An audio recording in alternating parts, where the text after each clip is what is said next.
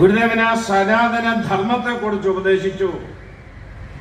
1924 ആലുവായിൽ സർവമത സമ്മേളനം സംഘടിപ്പിച്ചു. മതപരിവർത്തനം ആവശ്യമില്ല, എല്ലാ മതങ്ങളുടെയും സാരം ഏകമാണ്. മതമേതുമാകട്ടെ, മനുഷ്യൻ നന്നായാൽ മതി. അതുകൊണ്ട് ആരും ആരെയും മാറ്റാനും മറിക്കാനും നിൽക്കേണ്ടതില്ല. ഓരോരുത്തരും നിൽക്കുന്നിടത്ത് തന്നെ നിന്നാൽ മതി. മതപരിവർത്തനമൊന്നും ആവശ്യമില്ല.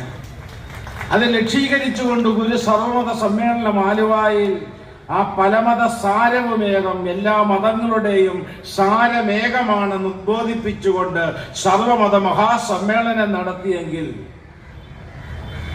പക്ഷെ അതുകൊണ്ടൊന്നും നമ്മുടെ ജനത ശാന്തമായില്ല. 1927 SNDP യോഗത്തിന്റെ വാർഷിക യോഗത്തിൽ പങ്കെടുത്തുകൊണ്ട് ഗുരുദേവൻ നൽകിയ ഒരു സന്ദേശമുണ്ട്.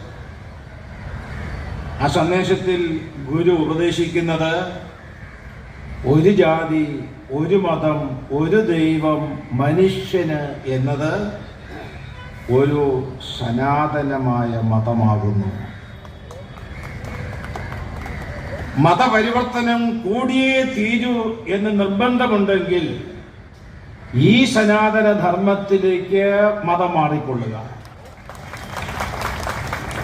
ഗുരുദേവൻ 1927 ആലപ്പുഴ ജില്ലയിലെ പള്ളാത്തുരുത്തിൽ വെച്ച് നൽകിയ ഈ സന്ദേശം ഗുരുദേവന്റെ ജീവിത ചരിത്രകാരന്മാർ എങ്കെ സാനുമാഷ് അടക്കമുള്ളവർ എഴുതിയ ജീവിത ചരിത്രങ്ങളിലെല്ലാം നമുക്ക് വായിക്കാൻ സാധിക്കും.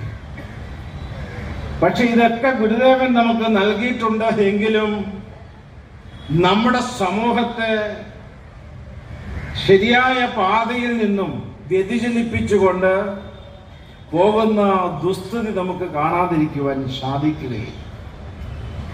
അതുകൊണ്ട് നമ്മുടെ സമാജത്തെ, നമ്മുടെ സമൂഹത്തെ എന്താണ് ധർമ്മം, എന്താണ് അധർമ്മം, എന്താണ് ജീവിതത്തിന്റെ അടിസ്ഥാനപരത, എങ്ങനെയാണ് നാം ജീവിക്കേണ്ടത്, എങ്ങനെ നാം മുന്നോട്ട് പോകണം, സംഘടിച്ച് ശക്തി നേടണമെന്ന് ഗുരുദേവൻ ഉപദേശിച്ചു.